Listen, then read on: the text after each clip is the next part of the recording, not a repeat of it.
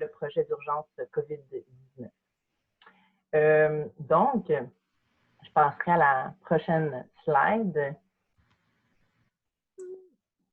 D'abord, juste peut-être un petit mot aussi de bienvenue. Là, je vois qu'il y a 74, 75 participants en ligne, donc ça a répondu à un besoin. J'ai l'impression de tenir cette formation-là.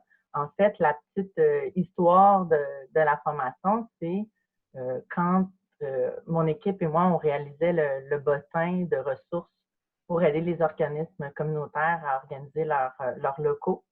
J'ai été mis en contact avec Architecture sans frontières, qui ont été très généreux, qui m'ont offert beaucoup d'informations, beaucoup de trucs et astuces aussi pour aider les organismes à mieux aménager, à mieux comprendre aussi les règles sanitaires, puis ce que ça voulait dire concrètement pour l'aménagement de leurs locaux. Donc, dans ce contexte-là, puis en discutant avec eux, on s'est rendu compte aussi qu'il y avait peut-être un besoin pour animer, disons, pour rendre l'information vraiment plus concrète et plus accessible pour les organismes.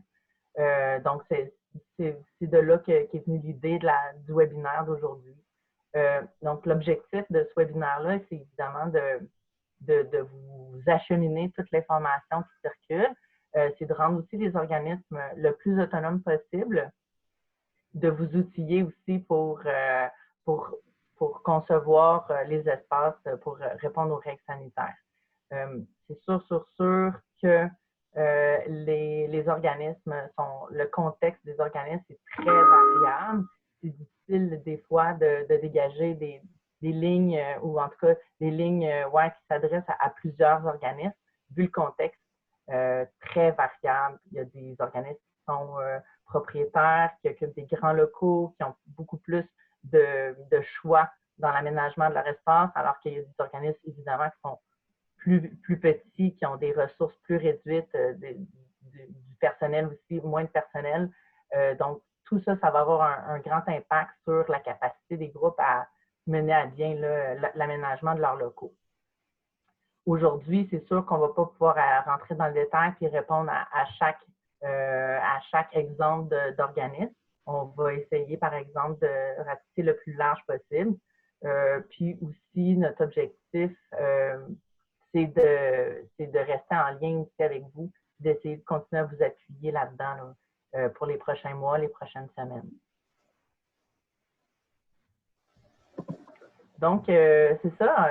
Aujourd'hui, c'est une présentation de la Coalition montréalaise des tables de quartier, qui est un regroupement des tables de quartier, des 30 tables de quartier à Montréal. Le rôle de la CMTQ, c'est de favoriser les échanges autour des enjeux locaux et de favoriser l'échange de pratiques entre les membres. Et puis, à partir de ces préoccupations vécues dans les quartiers, on intervient aussi à une échelle montréalaise sur des multiples enjeux. Un des enjeux sur lesquels on est très actif en ce moment, c'est l'enjeu des locaux communautaires. En effet, c'est difficile d'avoir des locaux abordables, accessibles pour les organismes en ce moment, surtout à Montréal, mais aussi dans plusieurs régions du Québec. Et puis, il y a un comité qui s'est créé, en fait, qui s'appelle le Comité d'accès aux locaux abordables à Montréal. C'est un comité régional qui est composé des différents membres ici qu'on retrouve dans la présentation. C'est un comité qui existe donc depuis 2018 et dont le mandat est de mettre en œuvre des actions qui visent des solutions durables pour soutenir l'accès des groupes communautaires montréalais à des locaux adaptés à leurs activités et abordables. Sans rentrer dans les exemples des actions qu'on porte en ce moment, peut-être juste vous dire qu'on est en train de développer aussi un site Internet pour faire du maillage entre les rechercheurs de locaux communautaires et les offres de locaux communautaires. Donc, vous allez en entendre parler, j'espère, dans les prochains mois. Peut-être juste vous dire juste une petite consigne technique qu'on a amené à mon attention avant de passer la parole à Maude et à Jonathan. On m'a dit que peut-être si vous ne voyez pas la totalité de la présentation dans votre écran, il y a deux trucs. Vous pouvez donc enlever le plein écran, puis à ce moment-là, il y a plus de chances que vous voyez toute la présentation. Puis l'autre truc aussi, c'est si vous allez dans vos options et que vous cliquez sur Side by Side, il semblerait aussi que ça puisse aider qu'on voit la totalité de la page. Donc, sur ça, oui, pour le déroulement de la séance aujourd'hui, il y aura une première partie qui va être amenée par Architecture sans frontières. Ils ont accompagné comme une trentaine d'organismes depuis le début de la crise. Donc, basé sur cette expérience-là, ils vont nous amener des exemples concrets de qu'est-ce qu'on peut faire pour aménager ces locaux et pour que ces locaux soient sécuritaires pour les usagers, les travailleurs.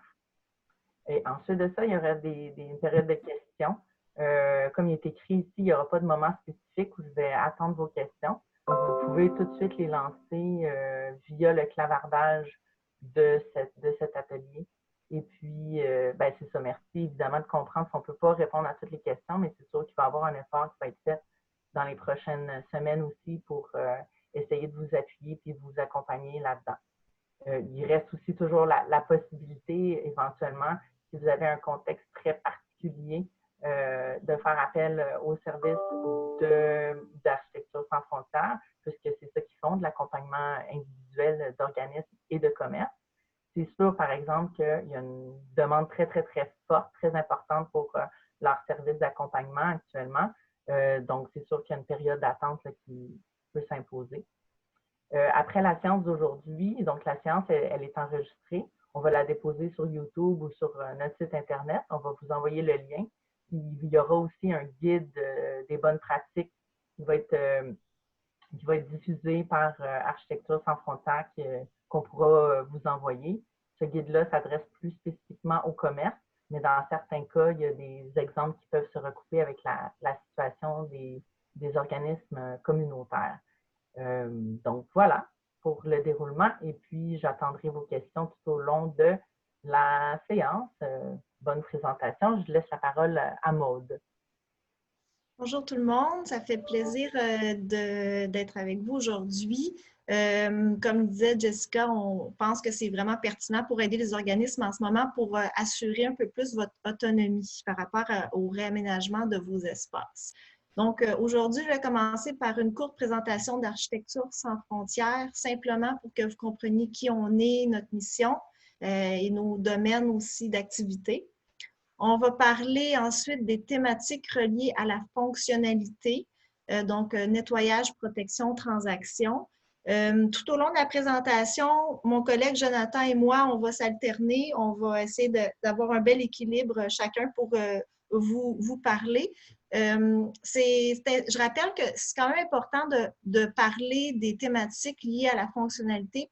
Fort probablement que vous en avez déjà beaucoup entendu parler, mais c'est nécessaire de les rappeler parce qu'elles sont inhérentes après à nos propositions spatiales.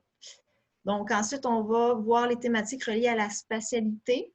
On va parler de l'interface, des entrées et des sorties, la circulation, des toilettes, des cloisons ou protections, et on va vous expliquer un peu plus c'est quoi notre soutien technique à SFQ. Alors, ce qu'on a fait pour les thématiques de la spatialité, c'est qu'on est vraiment allé chercher les points chauds dans le bâtiment, les moments où, après, suite à nos expertises, nos visites, on remarque qu'il y a souvent des problématiques qui se retrouvent au même endroit. Donc, on est allé retirer ces endroits chauds-là qu'on appelle. On va en discuter, puis essayer de vous proposer des options. Et puis, pour chaque thématique, on a essayé aussi le plus possible de sortir des exemples concrets de cas qu'on a fait, qu'on a visités, donc certains organismes. On a essayé aussi de donner différentes variances selon nos cas vus. Donc, on est conscient que vous êtes toutes sortes d'organismes qui traitent avec toutes sortes de bénéficiaires. Donc, on essaie de trouver le plus possible différents exemples variés pour vous, pour essayer de retrouver à certains moments des points qui vous concernent un peu plus. On va ensuite vous diffuser une liste de matériaux et de fournisseurs concernant les matériaux qu'on a mentionnés dans nos interventions spatiales. On va vous donner aussi des recommandations et hyperliens que vous pouvez consulter régulièrement. C'est important d'aller les voir parce que ces liens-là vont vous permettre de vous mettre continuellement à jour sur les normes qui sont continuellement changeantes aussi par rapport à la pandémie. Et on va aussi vous envoyer des liens sur des gabarits de signalétique adaptables et imprimables, donc déjà des formats déjà facilement imprimables. Donc, on commence aussi avec la mission. Donc, Architecture sans frontières, nous, on est le bras humanitaire de l'Ordre des architectes du Québec. Et on est aussi membre d'Architecture sans frontières internationales. Donc, on a différents partenaires à l'international, différents organismes qui ont les mêmes missions que nous. Donc, ça nous aide aussi à valoriser notre travail, à avoir plusieurs échanges, puis à avoir vraiment un travail commun et conjoint. Donc, notre mission, c'est de renforcer les capacités des communautés vulnérables en engageant le secteur de l'architecture, parce qu'on pense que l'architecture peut résoudre beaucoup plus de problèmes qu'on pense. Notre vision, c'est une vision où toutes les populations ont accès à un environnement bâti de qualité. Donc, donner l'opportunité à ceux qui n'ont pas nécessairement les moyens de s'offrir des frais d'architecte. Donc, nous, on est là pour ça. On a une approche avec une architecture à impact social centrée sur l'humain. On travaille dans différents secteurs, différents programmes qu'on appelle. Je ne vais pas les définir chacun. Je vais vous laisser le soin d'aller visiter notre site Internet, mais je vais simplement vous mentionner que le projet Urgence COVID est associé au programme de solidarité urbaine. Donc, le projet Urgence COVID, c'est une assistance technique anti-COVID gratuite qu'on offre. C'est un projet qui est fait grâce au soutien financier de la Ville de Montréal. Donc, on a commencé dès le mois de mars à proposer une assistance technique aux organismes et par la suite, on s'est rendu compte qu'il y avait une forte demande et on a fait une offre de service à la Ville de Montréal qui a accepté de nous soutenir financièrement pour faire ce projet-là. Mais ce qui a évolué avec le soutien de la Ville de Montréal, c'est qu'on assiste également les commerces pour la reprise économique. Donc, on continue avec les organismes. On a aussi une autre part aussi de notre assistance qui est allouée au commerce. Donc, vous comprendrez que c'est deux clientèles complètement différentes avec des objectifs complètement différents, avec des clientèles complètement différentes. Donc, c'est pour ça aujourd'hui que c'est vraiment une présentation qui est faite pour les organismes, pour votre cas à vous. Je vais laisser la parole à Jonathan. Bonjour. Donc là, moi, je vais commencer avec les thématiques liées à la fonctionnalité. Donc, dans le nettoyage, la protection et la transaction. Donc, c'est sûr qu'ici, on va commencer vraiment avec la base de nos espaces. On n'est pas tout ouvert aux clients en ce moment. Donc, c'est de voir comment on peut assurer que nos espaces sont vraiment propres et dégagés et de prendre le moment où on est fermé pour faire un bon nettoyage. Et aussi de développer un peu une procédure parce qu'il y a aussi des étapes à prendre, spécialement si on reçoit beaucoup de personnes de l'externe qu'on ne connaît pas nécessairement. Juste d'avoir une étape pour comprendre s'ils ont été en contact avec quelqu'un qui a eu le COVID, s'ils ont eu le COVID, et de voir si peut-être les étapes propices à ça seraient qu'ils ne rentrent pas dans vos espaces ou de voir si vous pouvez les diriger vers les organismes qui peuvent aider avec ça lié au COVID. Donc, l'étape 1, c'est vraiment, on évite d'inviter le monde avec le COVID à l'intérieur des espaces. Je pense qu'on a tous compris ça du début. Mais c'est aussi, il faut le demander à la base quand on a des personnes qui rentrent parce que c'est pas tout le monde qui va dire immédiatement. Il faut vraiment faire un emphase là-dessus. Donc, là, on va commencer avec le nettoyage. Donc, il y a comme 3 types de nettoyage qu'on peut envisager. Il y a le nettoyage régulier qui se fait dans nos espaces. Donc, on veut vraiment prioriser que nos espaces soient propres, qu'on a des espaces où qu'on enlève le plus possible les matériaux de toutes les affaires qu'on peut avoir à nettoyer. Donc, on commence, c'est sûr, en priorisant les espaces qui sont partagés, donc des salles de réception, des bureaux d'intervention, des salles de change, des salles de bain. On veut enlever tout qui est pas nécessaire dans ces salles-là. On veut enlever les chaises d'extra, on veut enlever les papiers sur les bureaux. Ça peut être aussi simple que ça. T'sais, on a tout un bureau qui a attrapé tous les papiers au fil des ans. Bien, c'est le moment de le nettoyer, d'aller et mettre ça dans des filières, de mettre ça à part pour que le nettoyage du bureau soit vite et rapide, facile. Parce que l'objet, c'est pas aussi de se créer 1 heure de nettoyage qu'à tous les jours, il faut perdre un peu la journée à nettoyer. On veut faire ça pour que ça soit facile et rapide. On rencontre un client, on peut facilement nettoyer le bureau après et là, on rencontre le prochain client. Donc, dans ça, c'est des organismes qui ont déjà des horaires avec des concierges qui viennent 1 fois par semaine. C'est peut-être de voir s'ils viennent quelques fois par semaine juste pour ajouter un nettoyage. Et là, d'évaluer si c'est assez ou pas, dépendant de vos utilisations des espaces. Là, comme je parlais un petit peu, c'est de nettoyer les surfaces. Donc, il y a les surfaces touchées fréquemment. Donc, on parle là de poignées de porte, machines à café, fontaine d'eau, les comptoirs, les tables, les imprimantes. C'est des affaires que on nettoie pas tout ça. La machine à café, tout le monde touche le bouton, mais c'est pas nous qui lave la machine. Mais là, c'est une habitude à prendre de dire, bien, ces affaires-là, à chaque journée, il faut vraiment les nettoyer. Et même plus fréquent qu'1 fois par journée, c'est vraiment quelque chose qu'on veut nettoyer fréquemment. Les autres affaires, c'est style notre bureau où on travaille. Si c'est notre bureau à nous, peut-être là, on le nettoie à chaque corps de travail. Si c'est un bureau partagé, on le lave entre chaque usage. Donc, moi, j'ai fini ma journée, je lave le bureau pour que la prochaine personne, soit elle le lave au début, mais c'est sûr qu'elle le lave après son usage.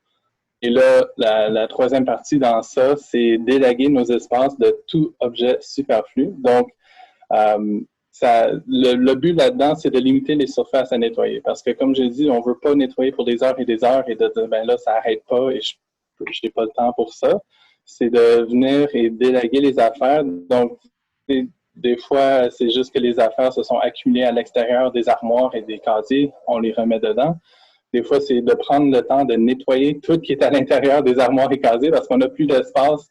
Donc, de venir et on se débarrasse des affaires qu'on a accumulées. C'est le temps de le faire. Et aussi, des fois, on a beaucoup trop de meubles dans nos espaces. Et on a eu des dons, on a acheté des nouveaux meubles, mais on n'a pas débarrassé les vieux meubles. C'est le temps de débarrasser des affaires comme ça pour, comme je dis, faciliter le nettoyage, mais aussi de désengorger la circulation, libérer les espaces, laisser la place pour qu'on puisse modifier notre mobilier, qu'on va en parler un peu plus tard, pour qu'on puisse utiliser nos espaces à pleine capacité durant ces temps. Là, la prochaine page qu'on va parler, c'est la protection. Donc, c'est sûr que l'emphase est mise sur le 2 mètres, le 6 pieds, de garder nos distances, mais c'est pas toujours évident à l'intérieur. Donc, on va parler ici de protection. Plus tard, on va parler plus de barrières. Donc, on recommande, là, il y a plus de recommandations qui sortent. On l'a tout vu avec la STM, qu'ils commencent à recommander le port de couvre-visage un peu en tout temps. C'est sûr que quand on accepte le monde dans nos espaces, c'est un choix à faire si on recommande un masque ou non.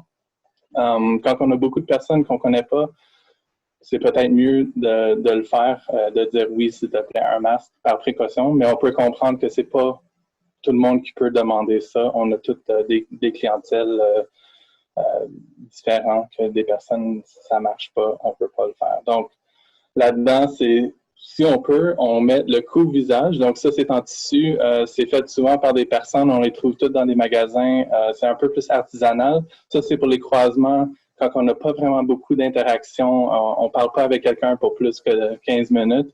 C'est en masse, ça marche. On met ça et là, on peut, comme ça, faufiler dans les espaces quand même corrects. Ensuite, on tombe dans, quand on ne peut pas avoir des distances et quand on n'a pas de barrière, on tombe dans le masque de procédure, une visière ou une protection oculaire, donc une lunette. Donc, ceci tombe beaucoup plus à être pour le personnel. Donc, le personnel qui ont des tâches, qui ont besoin de parler avec des personnes, d'être proches, des fois moins que le 2 mètres, souvent moins que le 2 mètres. Dans ça, c'est cumulatif 15 minutes. C'est pas 15 minutes par personne, c'est vraiment cumulatif 15 minutes. Là, ça tombe à être un masque de procédure et une visière. Donc, c'est vraiment une protection individuelle. C'est sûr que quand on a des barrières, donc l'exemple rapide, c'est le plexi. Si on a ça, ça enlève ce besoin d'avoir la masse de procédure, une visière. Mais ça, c'est vraiment quand on n'a pas d'autres, on n'a pas les distances et on n'a pas de barrière. c'est plus à ça qu'on doit s'attendre. C'est sûr qu'il y a quelques exceptions. Donc, il y a des organismes qui ont des cuisines. C'est l'exception qu'on a vue le plus souvent, c'est dans des zones humides où avoir un masque qui devient tout humide et pas vraiment sanitaire, c'est pas la direction qui va aller dedans. Donc, dans ces cas-là, juste une visière serait correcte, selon le gouvernement en ce moment. Mais il faut comprendre que c'est vraiment particulier, c'est un dernier recours, donc c'est pas la personne qui va aller servir la bouffe, disons. Cette personne-là ne peut pas juste porter une visière, c'est vraiment un masque de procédure et une visière ou une protection oculaire. C'est sûr, avec tout ça, qu'il faut éviter de se porter les mains au visage. C'est dans les bases qu'on nous dit souvent dans les derniers mois. C'est vraiment les points de contact sont les yeux, le nez, la bouche. Donc, le plus possible, on se lave les mains, mais aussi d'éviter de toucher. Donc, le couvre-visage va aider avec le nez et la bouche. Les yeux, c'est sûr, il faut se prendre une habitude là-dedans. Et finalement, pour cette catégorie, les gants. Donc, les gants, en ce moment, ne sont pas vraiment recommandés parce que ça se salit. C'est comme avoir nos propres mains, mais qu'on touche toutes les affaires et qu'on pense que, parce que j'ai des gants, je suis protégé. Mais si tu as un gant et tu touches la face, tu n'es pas plus protégé que si tu avais juste tes mains. Donc, la chose à prioriser là-dedans, c'est que si on nettoie une salle, qu'il y a eu du COVID, ou qu'on a vraiment besoin de nettoyer ou que c'est mandaté par le gouvernement qu'on a besoin des gants pour des types de situations, c'est sûr, porter des gants. Mais généralement, il ne faut pas aller pour des gants. Il faudrait plus viser le lavage des mains fréquent. C'est ça la bonne base à prendre. Et là, finalement, on va parler un peu des transactions. Donc ici, on peut avoir quelques types. Ça se peut que c'est juste un papier, quelqu'un a rempli un formulaire en rentrant. Ça se peut aussi que c'est de l'argent ou une transaction avec qu'on a acheté quelque chose. Donc, pour le premier, quand c'est comme des formulaires, des papiers qu'on doit donner entre nous, c'est sûr que c'est recommandé le plus possible d'aller vers le digital, de ne pas vraiment avoir à recevoir des papiers de quelqu'un parce que ça se nettoie pas bien, ça se nettoie quasiment pas du tout. Donc, c'est soit qu'on prend le papier, qu'on le met à part et on le laisse là pour un certain montant de temps, ou qu'on reprend le papier, peut-être là qu'on fait un scan et qu'on travaille avec le scan et que le papier lui-même, on le met dans la filière et on se lave les mains. Ça pourrait être ça. Mais le plus possible, si on peut remplir des formulaires à voix haute et que la personne à la réception ou l'intervenant est en train d'écrire, c'est mieux. Et là, quand on tombe pour les achats, c'est sûr de prioriser le terminal. Là, on l'a tout vu, je pense, le terminal enrobé de plastique. Le concept derrière ça, c'est pas que là, j'ai pas besoin de le laver parce qu'il est enrobé de plastique, c'est pour protéger le terminal. Donc, on recommande, on recouvre ça de plastique pour que quand on le nettoie, parce que ça peut être endommageant pour des électroniques, là, on le nettoie à chaque fois que quelqu'un l'utilise. Ça fait qu'il n'y a pas quelqu'un qui touche et là, on le donne à la prochaine personne. Ça, c'est une source de contact et de contamination. Et c'est sûr qu'en ce moment, la recommandation, si on prend de l'argent comptant, c'est qu'immédiatement après, on doit se laver les mains avec une solution hydroalcoolique à 60%. Parce que le lavage des mains avec un lavabo et tout, ça risque de ralentir trop les affaires. Donc, ça, c'est en ce moment la recommandation là-dedans. Donc là, je vais repasser à Maude qui va parler des thématiques liées à la spatialité. OK. Donc, avant, souvent, on nous appelle, on nous demande d'installer des cloisons. Il faut mettre des cloisons ci, des cloisons là. Bien, nous, on vous propose plutôt de miser d'abord sur le réaménagement et l'utilisation de vos espaces avant même de prévoir toute cloison. C'est certain que quand on parle de réaménagement, on va aussi appliquer les distances. Et puis, il faut que vous gardiez en tête que même si vous réaménagez anti-COVID, les choses ne seront pas comme avant. Donc, il faut accepter que dans votre établissement, il y aura un nombre limité de personnes présentes au même moment dans votre établissement. Donc, ne jamais oublier ça. Même si on vous accompagne ou si vous faites un réaménagement de vos espaces, il faut toujours garder ça en tête. Les choses ont changé pour l'instant, on va faire avec, mais il y a plein de belles opportunités aussi qui existent pour revoir vos espaces. Donc, le seuil, l'interface, ça, c'est vraiment la limite entre votre extérieur et votre intérieur. Okay? Il y a une zone de passage ici. Souvent, c'est la gestion de la file d'attente. si c'est votre cas. Des fois, il peut y en avoir, donc respecter les distances physiques. Et aussi contrôler le flux de personnes. Donc, plutôt que d'avoir une file d'attente, on veut plutôt opter pour contrôler le flux de personnes qui rentrent dans votre établissement. Donc, si on a une file d'attente, on peut placer une signalétique pour diriger les gens, autant à l'extérieur que le passage de l'extérieur à l'intérieur. On va voir un exemple là-dessus. Si vous avez à l'entrée un espace qui pourrait se transformer en salle d'attente, peut-être qu'en ce moment, il n'est pas nécessairement utilisé, encombré par des objets non nécessaires, du mobilier non nécessaire, mais peut-être voir s'il y aurait un espace à dégager à l'entrée pour mettre en attente ces gens-là. Et là, on va placer les chaises en distance de 2 mètres. Souvent, on les place par paire parce que souvent, les gens viennent accompagner. Donc, vous allez aussi voir un exemple d'un espace comme ça. Si possible, si vous pouvez changer votre procédure puis installer des procédures de rendez-vous, ça va vous permettre de gérer votre flux de personnes. Donc, des rendez-vous par téléphone ou par Internet, ça s'intègre très bien. Ça serait d'habituer vos bénéficiaires à fonctionner par rendez-vous. Idéalement, si vous avez des files ou des gens qui arrivent au même moment à l'entrée, placer du personnel à l'entrée pour les accueillir, pour les diriger, ça va les sécuriser, ça va vous assurer de mieux contrôler votre flux de personnes, de vous assurer que tout le monde respecte les distances. Ça peut être aussi un moment agréable aussi, hein? C'est le premier contact que vous avez avec vos bénéficiaires, puis ça peut être plus agréable pour leur expérience à eux. On l'a tous vécu, attendre en file d'attente, ça peut être une source d'impatience. Donc, peut-être en profiter pour établir un premier contact puis avoir vraiment un poste assigné par un de votre personnel à l'entrée. Donc ici, l'exemple de gestion de la file d'attente, c'est un exemple dans un centre communautaire qui reçoit différents organismes, dont l'été, ce centre communautaire-là reçoit des camps de jour.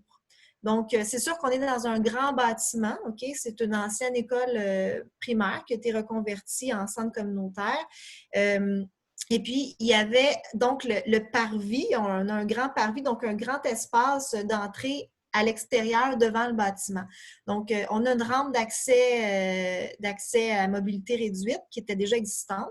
Donc, on a voulu ici, comme on est dans un camp de jour, il y a quelque chose de ludique qu'on peut amener dans cet espace-là. Donc, créer des signalétiques au sol, autre que simplement mettre un tape ou une ligne. On a voulu utiliser la couleur. La couleur, c'est accessible par tous aussi pour délimiter un espace. Marquer la signalétique ici, dans ce cas-ci, un petit peu plus grosse, un petit peu plus présente, un petit peu plus voyante, parce que des fois, simplement un morceau de tape, des fois, on ne le voit pas, ça ne ressort pas assez. Donc, utiliser des couleurs qui flashent, qui vont attirer l'œil. Donc, ici, cette proposition-là, c'était en utilisant du béton, une peinture pour béton. Donc, plutôt que d'utiliser un tape qui pourrait s'enlever ou moins adhérer à la surface, il existe différents produits de peinture pour béton.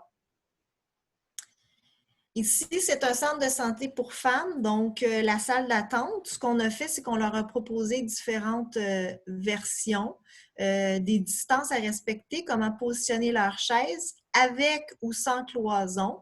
Donc, ça leur permet un peu de voir les différentes options. C'est facile pour vous de mettre sur plan, en prenant les dimensions de vos espaces, de voir combien de chaises vous pouvez rentrer en respectant les distances.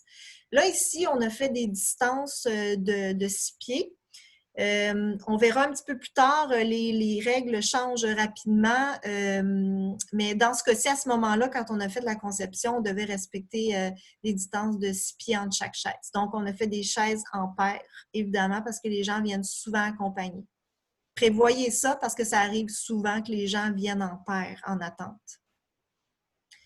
Les entrées et les sorties pour une circulation fluide et pour limiter les croisements. Donc, c'est sûr que c'est un enjeu, c'est un point chaud dans le bâtiment. Si votre bâtiment le permet et vous pouvez avoir une entrée et une sortie distinctes, ça va vous permettre vraiment d'assurer une meilleure fluidité puis d'éviter les croisements. Donc, la plupart des gens ont une sortie de secours qui peut être transformée en sortie régulière. Donc, souvent, on ne va pas l'utiliser, c'est la sortie de secours, mais voyez si vous pouvez plutôt l'utiliser à tous les jours comme sortie de tous les jours. Ça va vous permettre de désengorger votre entrée. Ça arrive souvent qu'il y a des gens qui ont différents accès dans leur bâtiment. Donc, voyez si vous pouvez peut-être aussi avoir une entrée pour votre personnel distincte de celle pour vos bénéficiaires. Des fois, ça peut sécuriser votre personnel de savoir qu'ils ont une entrée distincte à eux. Je sais, ce n'est pas tout le temps possible dans tous les locaux, mais des fois, ça peut arriver, on l'a vu. Souvent, l'utilisation de ces nouveaux accès-là vont vous donner une opportunité de valoriser l'aménagement en périphérie de votre bâtiment puis peut créer des nouveaux espaces intéressants. Dans le cas d'une entrée et une sortie unique, bon, selon les contraintes de votre bâtiment, comme je disais plus tôt, prévoir une personne à l'accueil pour contrôler le flux peut être très intéressant parce que des fois, ce n'est pas évident de faire comprendre à tout le monde qu'il faut respecter les distances. On ne sait pas à quelle clientèle on fait affaire aussi. Et encore là, essayez de fonctionner selon un horaire d'activité défini. Donc, plutôt que d'avoir plusieurs activités qui se donnent en même temps, peut-être justement les scinder dans un horaire très bien réparti, plus large, pour éviter qu'il y ait plusieurs personnes qui arrivent en même temps. Si possible, si c'est possible, je sais que dans certains cas, ce n'est pas, la porte d'entrée, peut-être la garder ouverte pour limiter le contact des surfaces. Donc, des surfaces à nettoyer, comme disait plus tôt Jonathan, les poignées de porte, la porte en tant que telle, ça va vous limiter en termes de nettoyage. On propose fortement de mettre un lavage de main dès l'entrée du bâtiment parce que déjà à la base, on diminue le risque de contamination. Donc, on vous propose d'en mettre un dès l'entrée du bâtiment. Mais assurez-vous qu'il soit placé de manière à ce qu'il soit légèrement encombrant pour assurer que tous la voient. Donc, souvent, ce qu'on a vu, c'est que les distributeurs nettoyants ou autres étaient placés un peu... on ne veut pas trop le mettre dans le chemin, mais en même temps, ça fait qu'on ne le voit pas. Ça vous est probablement tous déjà arrivé, moi personnellement, d'entrer dans un établissement puis de passer à côté du désinfectant que je n'ai même pas vu. Donc, placez-le vraiment de manière à ce qu'on bute presque dedans puis qu'on n'ait pas le choix de le voir. On peut utiliser la signalétique sous forme de pictogramme. Le pictogramme fonctionne très bien parce que ça s'adresse à toutes sortes de personnes, autant des gens en alphabétisation, des gens en francisation, des gens en déficience intellectuelle. Donc, le pictogramme, l'image fonctionne très bien avec les couleurs. Donc, assurez-vous d'en avoir dès l'entrée. Donc, vous pouvez avoir une petite fiche qui vous indique un peu les pictogrammes, qui les explique dès l'entrée, puis qui fait office un peu d'explication de, bon, les entrées sont là, le sens de la circulation, nettoyez-vous les mains avant d'entrer, limite de temps de personnes. Souvent, on va l'écrire à la main, mais utiliser vraiment des pictogrammes, ça parle beaucoup. Et puis, en mettant cette espèce de feuille de route-là dès l'entrée, ça va sécuriser aussi vos bénéficiaires qui peuvent se sentir peut-être inquiets d'aller dans un lieu. C'est peut-être la première fois qu'ils sortent, donc ça va les sécuriser. Ça va valoriser les initiatives que vous entreprenez en termes de santé publique. Ici, on a un exemple. Donc, on est dans un sous-sol d'église. C'est un centre de jour pour sans-abri et banque alimentaire. Alors, si vous voyez ici, on a l'entrée B, A et C. Avant, quand on est allé visiter, l'entrée des bénéficiaires se faisait seulement par l'entrée A. L'entrée C était non utilisée et l'entrée B était utilisée par le personnel qui rentrait les livraisons pour les denrées alimentaires parce qu'ils allaient stocker ça au local du deuxième, puis l'escalier se situait proche de la porte d'entrée de la porte d'entrée B. Donc, ici, on avait un problème dans la circulation, le croisement des bénéficiaires qui rentraient par la porte A. Puis, vous voyez, juste à côté, il y a des salles de bain. Donc, on demandait aux gens d'aller se laver les mains, mais tout le monde se croisait. C'était une entrée où il y avait une entrée-sortie qui avait beaucoup trop de croisements. Donc, ce qu'on a fait, c'est qu'on a déménagé tout l'espace des denrées alimentaires dans le fond de la pièce qui était non utilisée pour permettre au personnel de rentrer par la porte C qui n'était pas utilisée, pour libérer l'entrée B, pour permettre aux bénéficiaires de rentrer par B et sortir par A. Puis comme l'entrée B était beaucoup plus large, bien, on a eu l'espace pour placer un lavabo où les bénéficiaires rentrent et se lavent directement les mains, ça a en même temps désengorgé les salles de bain. Donc, en faisant une circulation beaucoup plus fluide comme ça a permis vraiment de limiter le croisement. Puis en plus, en proposant l'entrée du personnel par la porte C, ça leur faisait beaucoup moins de marche à faire avec les boîtes de denrées alimentaires jusqu'à leur lieu. Donc, ça a été vraiment une solution qui a été bénéfique à plusieurs niveaux. Ici, c'est une librairie coopérative qui avait une petite porte simple sur rue commerçante, entrée-sortie. Donc, ici, il y avait un croisement. La librairie avait une porte de sortie à l'arrière non utilisée qui donnait sur une ruelle qui redonnait après accès à une rue. Donc, on a valorisé cette sortie-là. Et puis, en fait, l'aménagement extérieur était inexistant. Donc, plutôt que de proposer un aménagement à l'intérieur, on leur a proposé plutôt un aménagement à l'extérieur pour valoriser cette sortie-là. Donc, ici, dans cette librairie-là, on reçoit des familles, des enfants. Et évidemment, c'est pas facile à gérer des enfants qui courent dans un espace quand on essaie de faire une circulation fluide pour que les gens voient les choses et passent à la caisse par la suite. Donc, en aménageant cet espace-là extérieur, on a créé comme un espace supplémentaire pour que les familles avec enfants puissent aller profiter de l'espace, un espace de lecture, et puis valoriser cet espace de sortie-là. Donc, ça fait vraiment un parcours beaucoup plus intéressant aussi pour l'usager. La circulation, pour vous aider à repenser vos espaces. Donc, c'est sûr qu'on parle d'une distanciation physique entre les personnes. Donc, en général, c'est une distance de 2 mètres, 6 pieds. Mais dernièrement, on a permis 1,5 mètres dans les lieux où les personnes assises n'ont pas à se déplacer pour d'autres raisons que d'y accéder ou d'en sortir. Et dans le cas aussi où ces personnes-là restent relativement silencieuses et autour desquelles il n'y a pas beaucoup de circulation.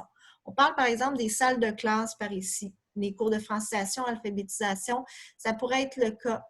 Donc, on permettrait un 1,5 mètres. On parle aussi de salles de cinéma. Je ne sais pas si des fois, vous pourriez organiser des soirées cinéma. Ça s'adresse aussi à ce type d'activité-là. C'est sûr qu'on a des croisements des fois de moins de 1,5 mètres dans les corridors. Des fois, c'est juste pas possible d'avoir cette distance-là. Donc, dans ce cas-là, on va recommander le port d'un couvre-visage quand il y a des croisements à plus courte distance. On va utiliser une signalétique pour orienter la circulation.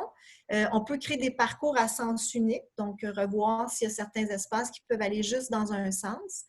On peut apposer des symboles au mur, au sol, et puis j'ai remarqué aussi souvent quand on a des corridors assez étroits puis qu'on installe les signalétiques, on a souvent tendance à les installer au sol, mais faites attention, des fois on ne les voit pas.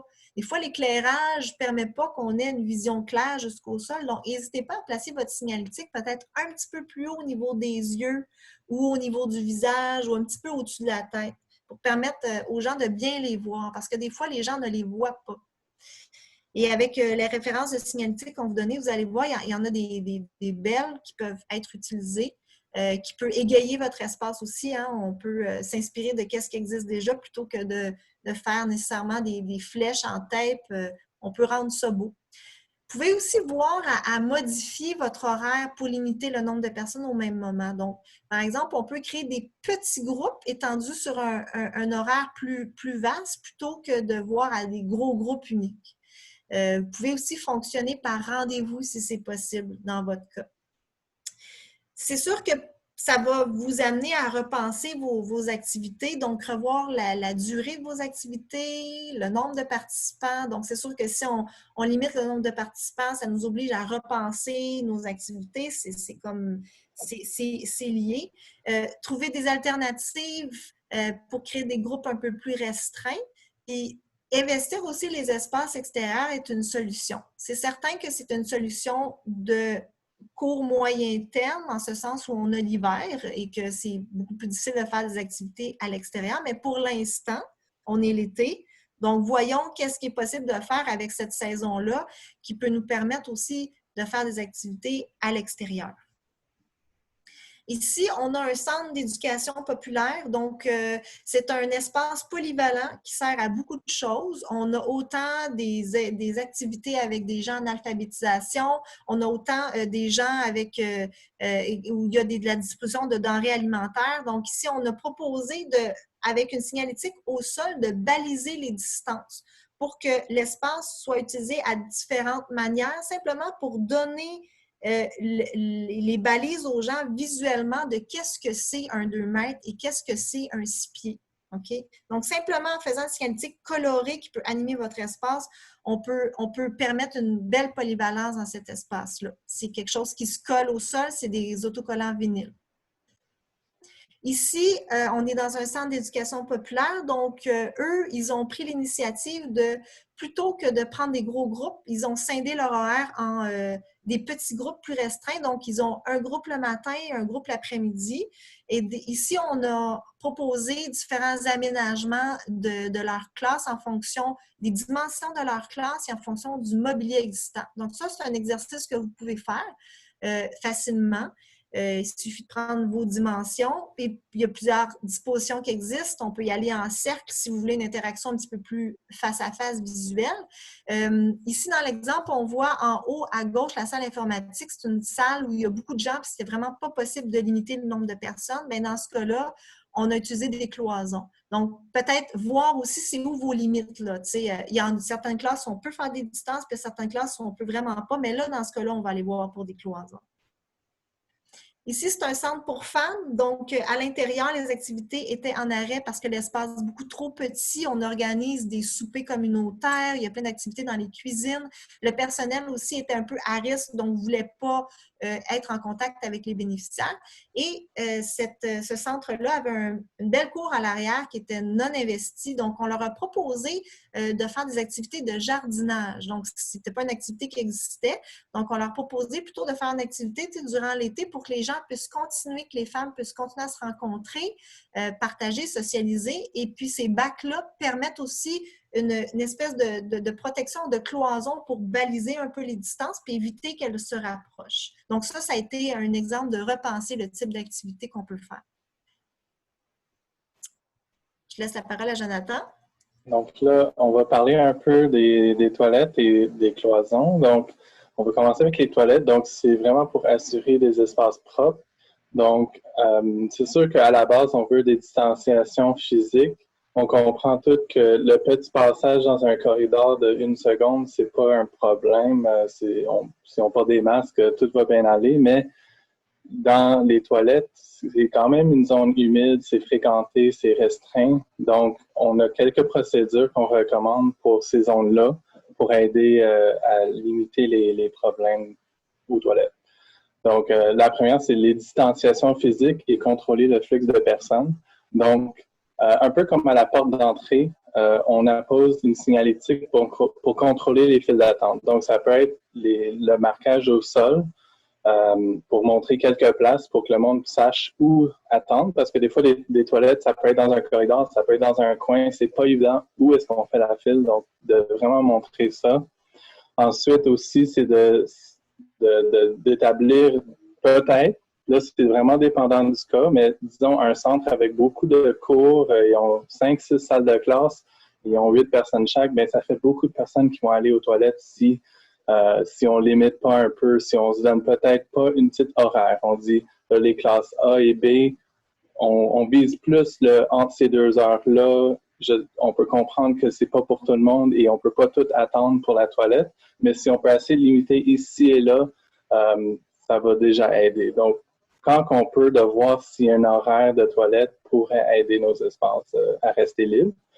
Et là, la troisième chose dans ça, ça serait essentiellement de condamner l'équipement sanitaire pour conserver des distances. Donc, dans ça, l'exemple, c'est que souvent, les toilettes, on a 2 lavabos qui sont beaucoup trop proches l'un l'autre. Ils n'ont pas 6 pieds entre les lavabos, où on a 2 urinoirs un à côté de l'autre. Il y a plein de cabines, mais pas beaucoup d'éviers. Donc, c'est de limiter les toilettes en nombre d'équipements sanitaires qu'on peut garder des distances. Donc, l'exemple typique qu'on a vu à date, c'est on a 2 lavabos, 2 cabines.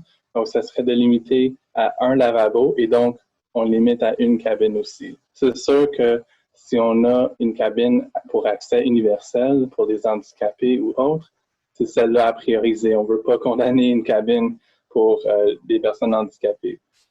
Donc, c'est juste dans l'idée qu'on limite le nombre de personnes qui peuvent être dans la salle de bain en même temps. On veut prioriser que le monde attende à l'extérieur et qu'on laisse le monde rentrer une à la fois, style. Ou, dépendant de la taille de vos toilettes, peut-être c'est deux. Ça varie de vos espaces, mais c'est vraiment dans ça qu'on vise que si on ne peut pas garder les distances entre les lavabos et on réduit un lavabo à une personne, ben peut-être là, on réduit aussi les cabines à une. Donc, tu mets un hors-usage sur les autres. Même chose pour les urinoirs. Peut-être qu'on garde un urinoir et une cabine ou simplement juste la cabine pour les toilettes hommes. Dans ça aussi, un peu comme l'entrée, le lavage de mains est très important dans les salles de bain parce que c'est un endroit que tout le monde touche beaucoup d'affaires et qu'on ne veut pas nécessairement laver ça à chaque usage. Ça serait beaucoup trop long. Il faudrait avoir un staff juste pour ça. Et donc, dans les toilettes, le but, c'est de minimiser les risques. Et comment est-ce qu'on minimise les risques? C'est d'enlever les contaminants des personnes qui rentrent dans les espaces de toilettes. Donc, comme l'entrée, on installe une station de lavage avec une signalétique, le même pictogramme pourrait fonctionner que l'entrée principale dans l'entrée de la toilette. Donc, si vos toilettes ont deux portes qui sont un peu loin l'un l'autre, ben, chacun aurait une station de lavage. Si c'est deux portes, un à côté de l'autre, là, mettez-en une, mais vraiment à l'extérieur de la toilette, avant qu'on rentre, on se lave les mains pour qu'ensuite, quand on touche toutes les affaires, au moins nous, on ne contamine pas l'espace pour quelqu'un d'autre. Là, en sortant aussi, si quelqu'un a oublié et eux, ils ont contaminé l'espace, ben, c'est de vraiment prioriser qu'on se lave les mains en sortant. Donc, de vraiment mettre que c'est important qu'ils se lavent en sortant. Des fois, c'est d'installer le pictogramme, vraiment faire l'emphase et de faire que le plus possible, ces espaces sont sécuritaires. Et là-dedans, c'est une option, ça dépend de vos espaces. Si les toilettes sont en plein dans un espace, peut-être on ne va pas laisser les portes ouvertes, mais c'est peut-être une solution pour aider à éviter que le monde touche les poignées et qu'en sortant, ils ont besoin de toucher une poignée pour sortir, c'est de laisser une porte ouverte. La porte de la salle de bain, si on la laisse ouverte, aussi, on peut voir rapidement si elle est utilisée et ça évite que le monde rentre dans la toilette. Ah, il y a quelqu'un et là, il ressort s'il y a quelqu'un. Si on peut le faire de l'extérieur, ça serait déjà mieux. Donc, c'est ça pour les toilettes. Là, on va parler de cloison ou protection, la grosse question pour beaucoup de personnes. Là, avant, j'ai mentionné le 15 minutes et les distances. Donc là, le plus possible, on vise les distances parce que dans ça, tu n'as pas besoin d'aller investir dans plein de protections et de porter des masques. Donc, l'exemple de quelqu'un qui travaille à un bureau, porter un masque pour 8 heures, ça va être vraiment, ça peut être achalant. Si tu ne rencontres pas des personnes, on veut prioriser dans ce cas-là de distancier nos bureaux. Ou, si on ne peut pas les distancier, peut-être que là, on va installer une cloison. Donc, après le réaménagement, là, on peut peut-être voir s'il y a des places qui seraient propices à ça. Pour ce qui est du 15 minutes, c'est un cumulatif. Donc, si on voit plusieurs personnes et qu'on est à moins de 2 mètres et qu'en total, ça va faire plus que 15 minutes. Donc, je vois Marc pour 5 minutes et Mathieu pour 8 minutes et Christine pour 20. Ça fait plus que 15 total. Il faut commencer à voir, ben, peut-être est-ce qu'on se met une barrière ou on porte des protections personnelles.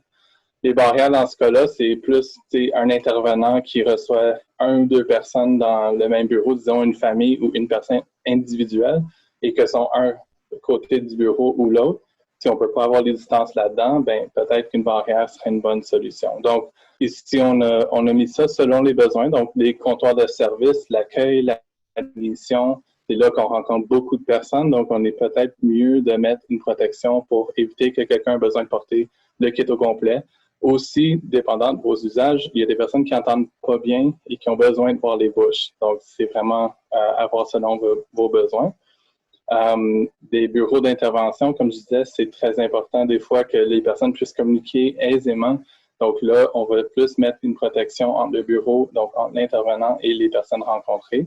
Et des fois, comme l'exemple que Maud a montré dans les salles de classe, des fois, salle de classe à la manger, des petites salles d'activité, des fois, on a besoin d'avoir un groupe un peu plus grand, peut-être qu'il y a des aménagements à faire avec des barrières. Mais ça, c'est sûr qu'on priorise les distances, diminuer le nombre de personnes dans nos groupes et de procéder comme ça.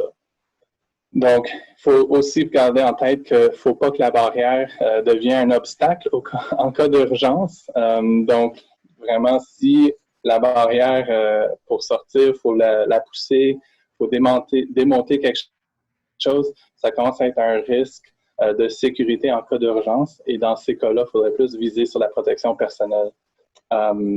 Donc là, je vais parler un petit peu des différentes solutions. Donc, c'est sûr qu'on a tout entendu partout le plexi. Donc, le plexi, c'est vraiment bon, mais il existe beaucoup d'autres solutions parce que le plexi peut quand même être un investissement. Donc, c'est peut-être plus à prioriser dans des espaces qu'il y a vraiment beaucoup un besoin pour du plexi. Et là, les autres espaces, on peut aller vers des solutions plus flexibles. Donc, soit qu'on parle de votre mobilier existant, vous avez quelques bibliothèques qui sont plus hautes, ben ça peut diviser des bureaux et créer des cloisons pour pas avoir besoin d'avoir le 6 pieds entre les personnes. On peut créer des cloisons avec du mobilier existant sur place. Ça peut être aussi des plantes. Dans des cas que les tables, on veut garder que les tables restent à des distances, ben on peut mettre une grosse plante dans le milieu ou on a vu une réception qui était un vraiment gros bureau, qu'il allait mettre un plexi immédiatement devant la personne et que c'était là l'interaction, mais le restant du bureau, on ne veut pas que le monde arrive trop proche et sans mettre des grosses signalétiques au sol, sont venus installer toutes leurs plantes autour du bureau. Donc, on garde nos distances. Et ensuite, il y a les matériaux moins dispendieux. Donc, on parle de nappes de vinyle qui peuvent être tendues sur des cadres. Qu'on peut voir complètement à travers. On va vous montrer un exemple. C'est quand même un produit très intéressant parce que c'est nettoyable, c'est remplaçable si c'est endommagé. On peut aussi voir pour des rideaux de douche, donc soit sur un poteau ou soit tendu en deux supports horizontaux. Donc dans ça pourrait être intéressant si on n'a pas nécessairement vraiment besoin de voir à travers, qu'on veut juste diviser des bureaux ou des espaces et pour faire des zones individuelles. Il y a plein de motifs intéressants qu'on peut trouver dans des rideaux de douche, des grosses feuilles, des couleurs, des points, tout. Il y a plein d'options là-dedans qui pourraient rendre votre espace, au lieu qu'elle soit vraiment encombrante avec plein de barrières, ben on vient animer ça un peu avec des motifs, des couleurs. Et ça reste que c'est pas trop dispendieux, donc on reste dans le pas trop cher. Et ensuite, des panneaux de polycarbonate. Donc ça, c'est semi-transparent. Des fois, on le trouve en couleur, mais c'est quand on a besoin de quelque chose de rigide et qu'on ne peut pas trop trouver le plexi. Donc, ça peut dépendre dans l'usage. Donc ici, le premier exemple, c'est un organisme communautaire pour aînés. Donc ici, le monde sont quand même à risque. Donc, dans le bureau principal, il fallait sortir quelques bureaux parce qu'il n'y avait pas assez d'espace pour garder les distances. Et là, dans la salle à manger, on voulait garder que le monde puisse se voir, et de ne pas construire plein de cloisons. Donc ici, on a visé plus une solution sans barrière, mais vous pouvez voir qu'on a comme une barrière. Donc la bibliothèque, on a fait une zone de bureau temporaire qui fait voir des intervenants. Donc ça, c'est la zone ici à droite dans le dessin. On a 2 bureaux temporaires qui ont été installés avec une chaise à 6 pieds, donc il y a les distances. Et là, à côté de ça, eux, il y avait 2 grosses bibliothèques et 2 grosses filières qui font plus que 6 pieds de haut, donc ils protègent en masse les personnes et on est venu installer ça pour faire des divisions dans l'espace. Donc, il n'a pas fallu investir dans du plexi ou du plastique ou autre parce qu'il y avait déjà des matériaux qui pouvaient être réutilisés. Et là, dans la salle à manger, c'est sûr qu'on a fait une zone de distance entre les chaises. Donc, on a réduit le nombre de chaises et de tables, mais on a conservé des distances pour que le monde puisse manger, se parler un peu à tout le monde.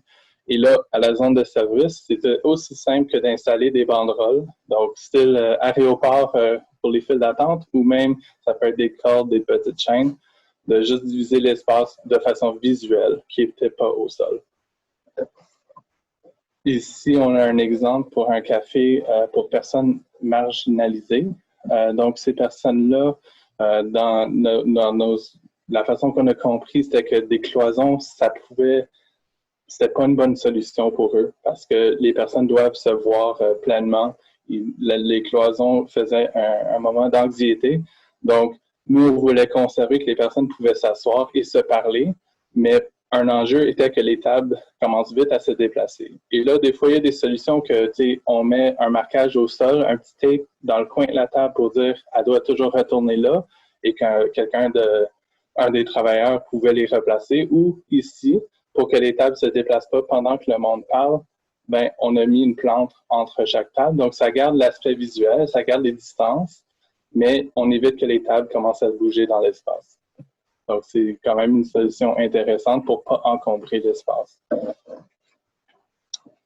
Ici, c'est un bureau d'intervention.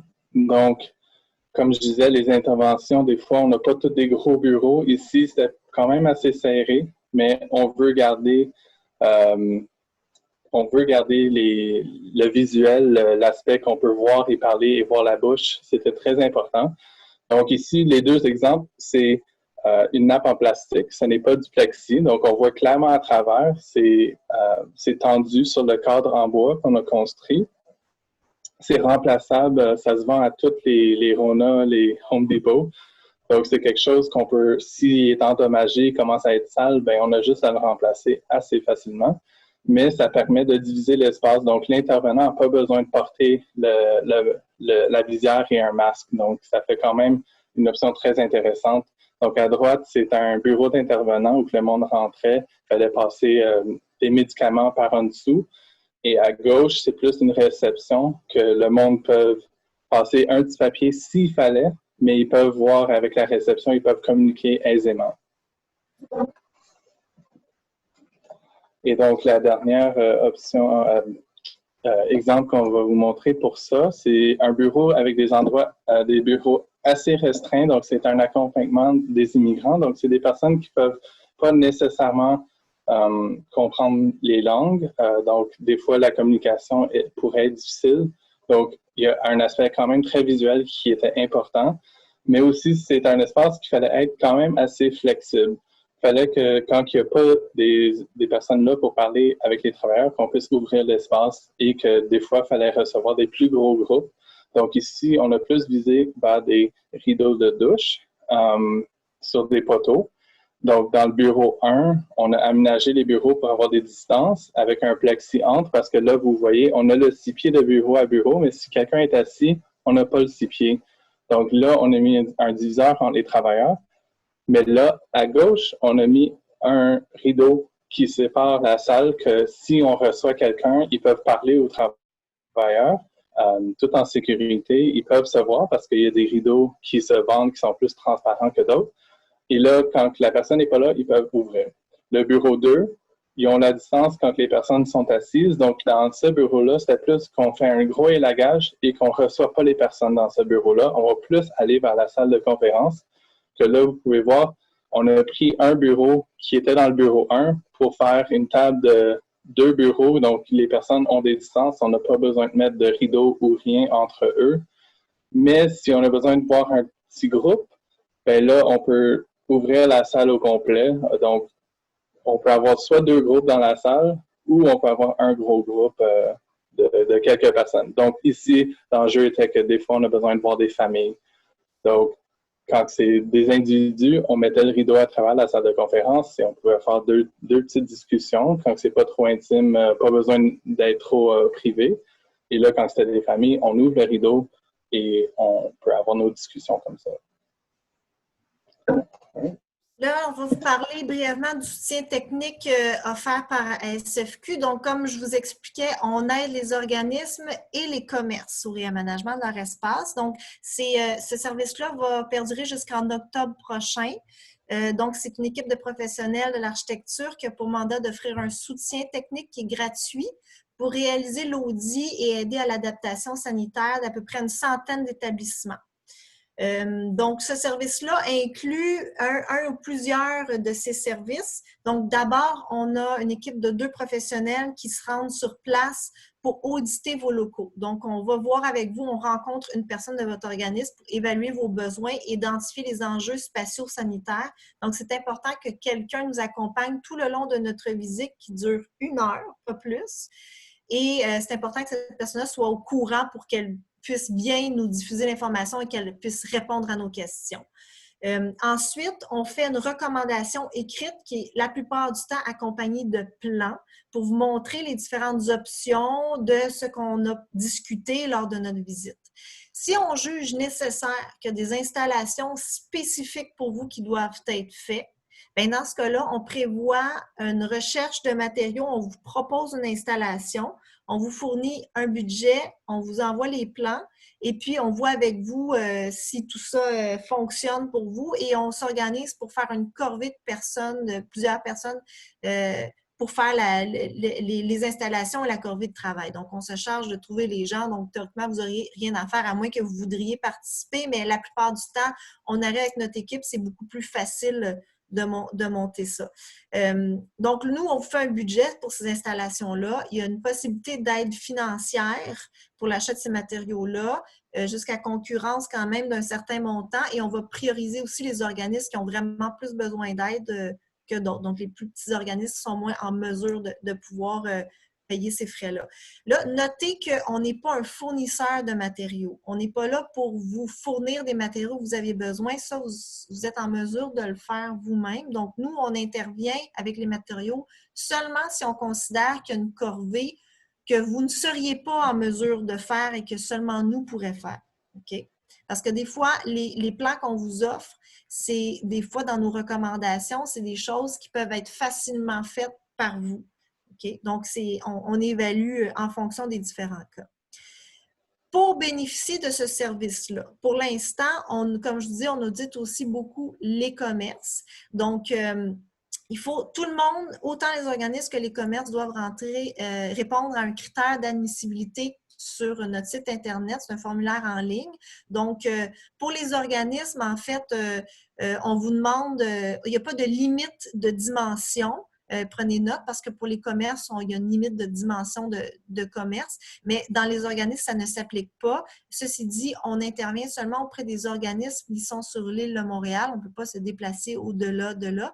Et simplement vous assurer que votre demande témoigne d'un réel besoin d'aménagement de vos espaces dans le cas où vous ne seriez vraiment pas autonome à pouvoir le faire. Si c'est simplement pour valider vos installations, c'est pas pour ça qu'on est là. On est vraiment là pour vous aider dans le cas où vous êtes vraiment démunis pour pouvoir les faire. OK? Simplement pour préciser ça.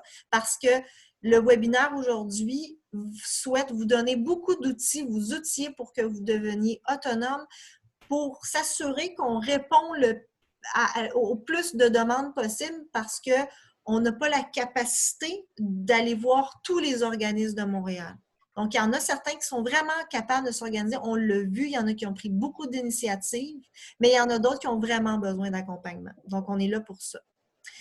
Ici, quelques listes de matériaux disponibles dont on vous a parlé. Équipements de protection individuelle, les visières nettoyables, réutilisables. Vous voyez dans la dernière colonne à droite, il y a un code promo pour SFQ. Vous pouvez bénéficier d'un 10 % de réduction quand vous appliquez ce code-là. Les signalétiques, vous avez différents liens pour les signalétiques ici. Les distributeurs de désinfectants à main, donc des achats en ligne. Il y a aussi il y a Jeux Spin qui offre des achats ou location d'une borne distributeur. Ça peut être intéressant. Il peut y avoir le logo de votre organisme sur la borne. C'est un beau produit quand même. C'est vraiment une borne dans laquelle vous remplissez votre liquide quand vous en avez une bonne quantité. Puis c'est très voyant aussi. Donc, ça peut être intéressant. Des alternatives poignées, donc une poignée qui s'ouvre avec une pédale plutôt que de poser la main sur la poignée, donc ça limite le contact. Des fois, ça peut être facile, ça peut être peut-être adaptable pour des personnes en mobilité réduite. Des alternatives au plexi, donc on en a parlé, polycarbonate, différents prix, différents endroits où vous pouvez vous approvisionner. En passant, le polycarbonate, on utilise souvent ça pour faire des toits, par exemple. C'est un matériau assez rigide, ondulé souvent, et puis ça se vend en dimension absolument de 2 pieds par 8 pieds. On utilise souvent ça pour faire les toits transparents. Donc, il y en a des transparents, des opaques, des colorés. Il y a différents types. On parlait des rideaux de douche. Donc, prenez note que si vous prévoyez si c'est une solution qui peut être possible pour vous. Prévoyez aussi les tringles, les supports, les anneaux. Si vous voulez fermer d'un côté avec du velcro autocollant, ça se fait très bien. Donc, simplement quelques petits accessoires à ajouter quand on installe ça. Même chose pour le vinyle clair tendu sur cadre. Il va falloir prévoir aussi des morceaux de bois pour faire votre cadre parce que le vinyle doit être tendu sur quelque chose de solide. Donc, pour assurer la solidité du cadre, on va parler aussi d'équerre au coin, des agrafes pour agrafer notre vinyle sur notre cadre. Différentes signalétiques, donc il y a je veux dire les séparations, excusez-moi, différents types de cloisons et séparateurs, donc il y a différentes compagnies ici. À noter que l'AMCOM fait aussi de la signalétique, donc ils offrent des services d'impression aussi.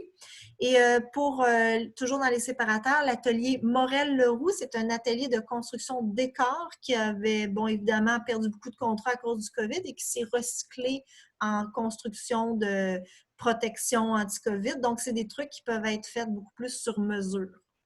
Notez que si jamais ils font les plans pour vous, il peut y avoir un petit extra, mais ils peuvent vous accompagner pour le plan de ces cloisons-là. Pour le marquage au sol, on a du ruban vinyle, on a du caméra tape et des impressions vinyle à plancher. Même chose ici, c'est un groupe Bernier Marketing. Eux, ils font de l'impression. Donc, évidemment, il faut fournir des fichiers pour les impressions. Si vous n'êtes pas en mesure de le faire, ils peuvent aussi offrir le service moyennant un surplus aussi. Marquage au sol pour l'extérieur, donc je parlais tout à l'heure de peinture à béton, différents types de peinture à béton, des apprêts, de la peinture époxy, donc différents types de peinture. OK. Là, on a quelques recommandations et des liens vers des ressources. Donc, c'est sûr que dépendant de ce que vous faites, il y a à la CNESST, si vous cherchez ça, ils ont sorti des trousses pour vous aider. Ils n'ont pas toutes les catégories, donc des fois, c'est de chercher dans des affaires qui sont similaires à ce qu'on fait. Donc, la restauration fonctionne très bien. Si on a une petite cafétéria, une petite cantine, où il y a des fois des personnes qui mangent dans nos espaces. Pour les loisirs, des activités extérieures, des camps de jour, des fois ça va bien pour des centres de jeunes, même si on n'est pas un camp de jour, il y a des affaires qui font affaire avec. Et les soins thérapeutiques, ça c'est bon aussi parce que c'est pour des soins qui sont plus rapprochés. Donc c'est pas nécessairement qu'on fait ça, mais quand on parle de thérapeutique, il y a aussi des catégories pour des soins esthétiques rapprochés, qu'on peut aller trouver des informations qui sont pertinentes là-dedans. Donc, il y a toute une trousse. Donc, si vous cherchez CNESST, trousse COVID, ils ont plein de liens et de ressources là-dedans. C'est sûr que nous, on focus le Québec parce qu'on est au Québec, mais il y a aussi les autres provinces qui ont sorti des affaires quand même très intéressantes. Donc, les deux dernières sont de la Colombie-Britannique, sont en anglais, mais ils sortent des idées pour des concepts d'écran, comment faire des petites cloisons et des préventions de transmission dans les milieux communautaires. Donc, c'est juste des ajouts, des informations supplémentaires qui peuvent être intéressantes pour vous. Et là, sinon, il y a des signalétiques qui sont gratuites, offertes par la CQCD. Donc, c'est avec le leviragenumérique.com. C'est quelques signalétiques que vous pouvez déjà imprimer vous-même et les coller aux endroits requis, donc les entrées, les salles de bain, des endroits où on veut garder l'information assez disponible. Il y a aussi d'autres sources comme Imprime Emploi, qu'eux, ils font des types d'impression, sont à but non lucratif, donc c'est quand même très intéressant et ils peuvent vous aider à faire des impressions numériques d'affaires. Donc là, on ouvre un peu pour des questions. Oui, il y a Jessica qui va animer. Oui, merci beaucoup pour vos informations. Là, je pense qu'on a débordé un petit peu le temps. On était supposé d'être ensemble jusqu'à 2h15. Si vous permettez, on pourrait déborder avec la période de questions là, pour un autre 10-15 minutes. Là. On va voir comment ça se déroule. Mais ça serait quand même dommage de ne pas pouvoir répondre aux questions plus particulières là, de chacun des participants aujourd'hui. Je commencerai peut-être en revenant peut-être sur des questions plus de clarification de choses que vous avez nommées, il y a la question qui est revenue beaucoup sur à quelle fréquence est-ce qu'on doit nettoyer, c'est par exemple la salle de bain, les machines à café, les cloisons aussi. C'est ça, à quelle fréquence ça doit se faire? Je peux répondre. Donc, c'est sûr qu'il y a comme des catégories d'affaires. Donc, les affaires qui ne sont pas très partagées, en ce moment, la recommandation, c'est au quart de travail. Donc, on parle de son bureau personnel, c'est au quart de travail qui est recommandé. On peut le faire plus fréquent si on veut, mais là, les salles de bain, c'est un enjeu qu'il y a beaucoup de personnes qui les utilisent. Donc, souvent, on recommande de les faire quelques fois par journée, mais c'est pas partout qui peuvent le faire. Donc, un emphase de passer rapidement, laver des affaires fréquemment touchées. Donc, c'est les poignées, les robinets, la porte de la cabine. De peut-être de se faire ça plus souvent, quelques fois par journée, mais c'est dans ça que le lavage de mains avant de rentrer, c'est pour ça qu'on le recommande.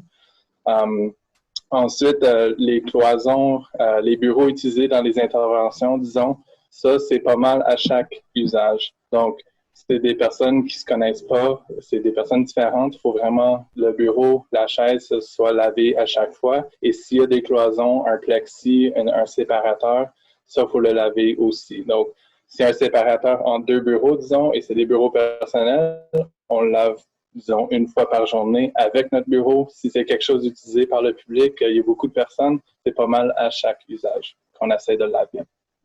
Oui, merci. Une autre question aussi, plus sur votre offre de service pour accompagner les organismes. Là, ça a l'air, comment tu en parlais, Maud, c'est un service vraiment d'accompagnement très personnalisé. Est-ce que ça serait possible pour un groupe de vous envoyer une proposition, de vous envoyer un plan d'aménagement que vous pourriez ensuite approuver puis améliorer avec l'organisme? C'est parce que souvent, la raison pour laquelle on les rencontre, c'est qu'en leur parlant, puis vraiment en écoutant leurs besoins, puis en se promenant dans l'espace, on voit beaucoup de choses que les gens ne voient pas. Donc, de là l'importance de se déplacer et d'aller vous rencontrer. Parce que la plupart du temps, les gens ont une idée en tête, nous la présentent et nous, on leur dit non, il y a encore mieux que ça. Puis, on travaille avec les espaces, on est très visuel, on a besoin de comprendre. On va vous poser des questions que vous auriez peut-être pas nécessairement pensé, mais qui sont ultra pertinentes pour nous, pour vous aider. Donc, je ne sais pas si on pose la question parce que c'est un organisme qui est à l'extérieur de Montréal, par exemple. Ça se pourrait que cette question-là vienne dans ce cas-là, si l'organisme est à l'extérieur. À voir dans ce cas-là, si on est en mesure, c'est sûr qu'on va prioriser les gens sur Montréal. Si on a le temps, ce qu'on peut faire, c'est oui, effectivement, Jonathan, tu en avais déjà fait des audits par téléphone, donc c'est un petit peu plus basique, là. C'est sûr, on ne se déplacera pas. C'est sûr que notre mandat, c'est vraiment sur l'île de Montréal, mais si c'est un cas spécifique comme ça, je vous inviterai à nous écrire pour voir si on est disponible pour vous le faire. Mm-hmm. OK, merci beaucoup. Puis, il y a d'autres questions là, qui, c'est par exemple Isabelle Labarre qui demande qu'est-ce qu'on fait si on n'est pas en mesure, en fait, d'arrêter des transactions d'argent, de factures, de papier avec les membres, par exemple. Qu'est-ce qu'on peut faire? Dans ce cas-là, donc, si je comprends la question, on a besoin de recevoir l'argent, c'est fait par argent, c'est pas Interact, c'est pas digital. Il y a des formulaires à remplir. C'est sûr qu'on a vu beaucoup de places qui font ça. C'est vraiment de prendre les mesures après. Donc, quand on va rencontrer quelqu'un, on a déjà pris nos précautions initiales. Donc, soit qu'on porte le visière, masque, ou on a la barrière et on passe les affaires par en dessous. Ben, pendant que vous parlez avec cette personne-là, pendant qu'on fait la transaction, oui, vous pouvez manipuler l'argent, c'est pas un problème. On prend le papier, on remplit, on fait des affaires. C'est là que j'ai suggéré peut-être quand le document est complet, peut-être de le scanner pour que là, après ça, on peut utiliser de format digital. Mais sinon, c'est juste de prendre des précautions qu'après qu'on a manipulé quelque chose qu'on a partagé avec quelqu'un d'autre, c'est de se laver les mains. C'est ça la recommandation à date dans les documents de la CNSST et c'est ça qu'on met l'emphase dessus. Faites vos transactions, faites le papier, mais ensuite, avant que vous procédiez à quelque chose d'autre, on se prend le moment pour se laver les mains. Oui, merci beaucoup.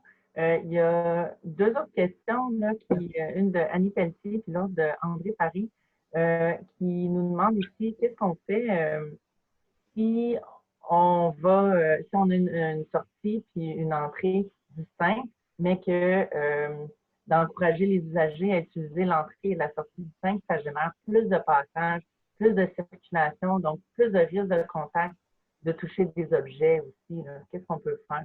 Puis l'autre question que je voyais un lien aussi, c'est est-ce que c'est recommandé en fait d'ouvrir les portes, d'ouvrir les fenêtres pour déplacer l'air ou au contraire, est-ce que ça augmente les risques de contamination? C'est un peu deux parties. Moi, Maud, je peux répondre à la deuxième partie avec les fenêtres. Ben, je vais répondre à la première. Souvent, la sortie, là, quand un bâtiment est pensé, là, habituellement, la sortie est quand même bien placée par rapport à l'entrée parce que c'est comme une sortie de secours. Si c'est parce que ça devient trop problématique puis que le circuit devient trop complexe, peut-être que c'est pas valable dans votre cas, mais s'il y a trop d'objets à toucher, est-ce que c'est parce que c'est des objets qui sont nécessaires puis qui pourraient peut-être être enlevés? C'est certain que si vous utilisez une sortie qui n'était pas utilisée normalement, bien, ça va vous demander de réaménager autour de cette sortie-là pour permettre l'espace, là, pour qu'on limite les objets et tout ça. Je ne sais pas si je réponds bien à la question, si ça éclaircit un peu. Mais habituellement, dans un bâtiment, Jonathan, la sortie de secours, selon les codes, là, elle est placée quand même de manière à ce que ça soit distinct de l'entrée. Mais je n'ai pas visité le local dont il est question. Ouais. Il y a aussi peut-être l'enjeu qu'il faut que ça soit clair, il faut que la signalétique soit claire. On ne peut pas juste ouvrir deux portes et dire ça c'est l'entrée, ça c'est la sortie. Il faut les identifier aussi. Donc des fois à l'intérieur, c'est un système de flèches. C'est le personnel qui leur dit la sortie est par ici. Et à l'extérieur, de mettre une grosse affiche qui dit entrée et l'autre sortie, ça se voit très rapidement comment gérer. Donc c'est peut-être ça aussi d'ajouter une signalétique là-dedans très claire. C'est certain aussi, juste pour ajouter une petite chose, c'est certain que ça va vous demander d'en parler à vos bénéficiaires. Il va falloir leur expliquer. Je comprends que des fois, il y en a qui font affaire avec des gens, c'est plus compliqué de leur expliquer ces choses-là. Puis à cause de ça, peut-être que ça ne sera pas possible d'utiliser vos sorties de secours, mais dans certains cas, ça s'explique. Les bénéficiaires va falloir qu'ils fassent eux aussi des efforts pour s'ajuster un peu dans tout ça. Toujours, on peut essayer et si ça ne marche pas, on retourne vers une autre solution. Pour la question de fenêtre, c'est sûr, si on a un bâtiment qui a des ventilateurs, il y a des types de filtres qui recommandent. Je crois que c'est des filtres HEPA. Donc, c'est pour quand le ventilateur est en train de tirer l'air, d'avoir des bons filtres. Donc, ça, c'est à voir avec la gestion de bâtiment. Nous, on ne peut pas trop se prononcer là-dessus parce qu'on ne fait pas la gestion de bâtiment. Et pour les fenêtres, à date, de ce qu'on comprend, on est mieux d'avoir une petite circulation d'air, spécialement si on peut ventiler les espaces, parce que là, ça aide à se débarrasser des affaires. C'est sûr qu'on veut pas des grosses bourrasques de vent, que si quelqu'un parle, ça commence à se propager partout. Je pense que je comprends où que la question vient, mais d'avoir une ventilation est quand même importante aussi, parce que comme on a vu dans les recommandations à date, les espaces extérieurs sont plus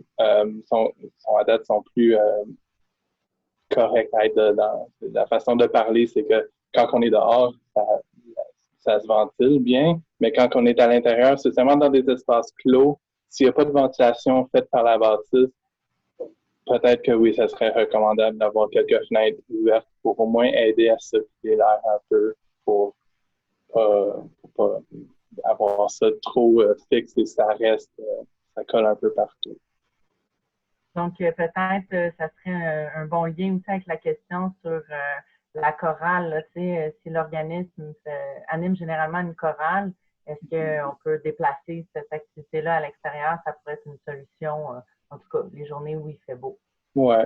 Pour la chorale, c'est sûr qu'il faudrait plus se viser sur les recommandations du gouvernement. Je sais qu'ils sont quand même c'est sorti quand même assez récemment. Donc, moi, je le connais pas super bien pour les chorales, mais je sais que l'enjeu dans ça, c'est que parce qu'on projette la voix, ça projette aussi les gouttelettes. Et c'est ça qu'on veut éviter. Donc, c'est sûr qu'à l'extérieur, on peut se donner plus de distance, on peut se donner plus que le 2 mètres, on peut prendre un espace. Donc, c'est peut-être plus recommandable pour l'extérieur, mais dans ça, c'est vraiment peut-être d'aller voir ce qui est recommandé par le gouvernement en ce moment. Mm-hmm. Ouais. Il y a une autre question aussi là, d'un autre ordre qui est très importante. C'est concernant les personnes handicapées. Là, que je retrouve la question. En fait, c'est ça, toutes les suggestions, vos suggestions de signalétique, souvent, c'est pas accessible, c'est pas possible pour les personnes handicapées de respecter ou de prendre connaissance de toutes ces mesures. Qu'est-ce que vous recommandez? C'est quoi les adaptations qu'on peut faire pour les groupes qui interviennent auprès des personnes handicapées? C'est sûr qu'on recommande toujours comme des installations permanentes dans les bâtisses qu'on garde ça. Donc, comme j'ai dit aux toilettes, on conserve la toilette handicapée comme ouverte pour pas bloquer des affaires comme ça. Et même chose pour les stations de lavage, on peut pas bloquer la porte avec quelque chose comme ça. On veut que ça soit moyennement encombrant pour qu'on le voit, donc c'est à l'intérieur, mais qu'il n'est pas dans le pied, on trébuche pas dessus. L'idée aussi de si on a des personnes avec des problèmes de la mobilité réduite, c'est de s'adapter à ça un peu dépendant de comment on utilise l'espace. Donc déjà, nécessairement, pour avoir ces personnes-là, il y a des corridors plus ouverts. Ils ont déjà accès à la bâtisse. Donc, c'est de garder ces affaires-là, mais tout en modifiant un peu. Donc, des fois, c'est que les comptoirs sont plus bas. Donc, c'est juste de modifier les barrières pour être plus basses. Des fois, c'est de juste prendre plus de précautions personnelles. Donc, on va pas venir mettre des barrières partout. On va plus prioriser le masque et la visière et le lavage de mains parce qu'on veut quand même accepter ces personnes-là. Donc, c'est plus un enjeu, je dirais, particulier que si on gère juste des personnes avec des mobilités réduites, peut-être qu'il y a un enjeu particulier à voir là-dedans. Mais généralement, c'est pas de venir restreindre les espaces et d'arrêter la mobilité. On est supposé de quand même conserver l'utilisation des espaces dans tout ça. Donc, l'issue, la deuxième sortie, disons, je vais prendre un exemple qu'on a déjà eu la question. Ils ont aménagé une entrée et une sortie, mais la sortie, il fallait descendre 3 marches. Là, ils ont dit, ben, on peut plus accepter le monde handicapé. On a dit non.